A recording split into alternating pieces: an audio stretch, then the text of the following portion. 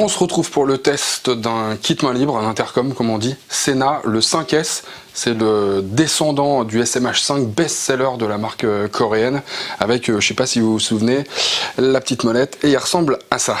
C'est-à-dire pratiquement un clone du SMH5 en un petit peu plus moderne, mais beaucoup plus moderne. Donc Bluetooth 5 pour la connexion. Vous avez des haut-parleurs haute définition, un intercom haute définition, intercom qui a 700 mètres de portée à peu près. On sait que quand on sera en ville, ça risque de couper un petit peu avec les immeubles, etc. Mais en terrain ouvert, 700 mètres, à mon avis, c'est jouable. Commande vocale, bien sûr, multitasking, c'est-à-dire que si vous avez votre smartphone qui est connecté avec une application GPS, si vous téléphonez en même temps que vous voulez à un moment écouter la radio, tout est possible en même temps, c'est juste le téléphone qui prendra le pas sur le reste pour que vous puissiez rester en conversation.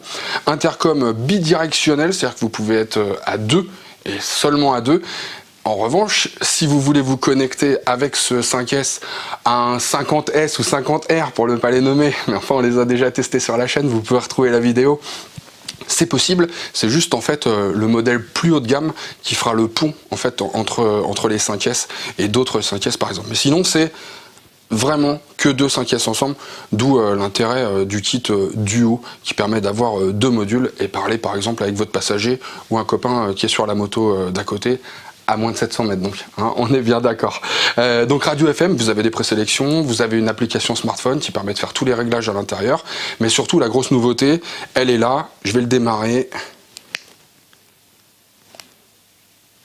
C'est évidemment ce petit écran LCD qui permet déjà de voir l'autonomie restante, la charge de la batterie, et ça vous savez que c'est un point qui est très important. Il n'y a rien de plus agaçant que d'entendre le petit signal qui vous annonce la fin de l'autonomie et d'un seul coup tout se coupe. Bah là au moins avant de partir, quand vous démarrez votre kit, eh ben, vous le voyez tout de suite. Autre intérêt, vous pouvez faire les manipulations dans les menus sans avoir besoin de porter le casque quand il fait chaud. Franchement, c'est vraiment du lourd, c'est clair.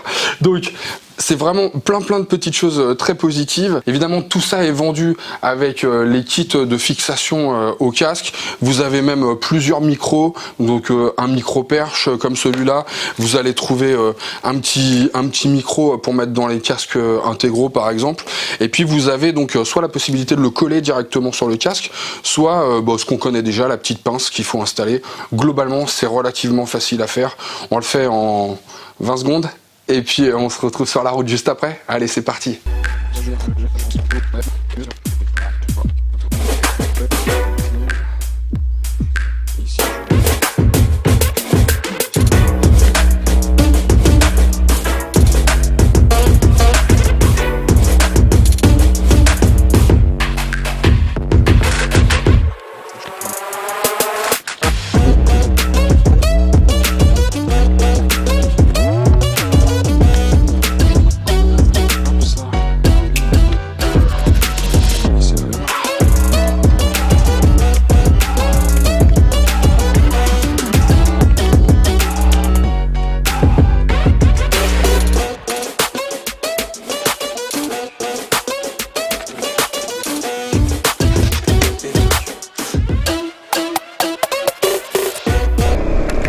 Alors la bonne nouvelle, c'est que j'ai pas mal aux oreilles, c'est-à-dire qu'on hérite des petits haut-parleurs biseautés là qui s'intègrent vachement bien dans le casque.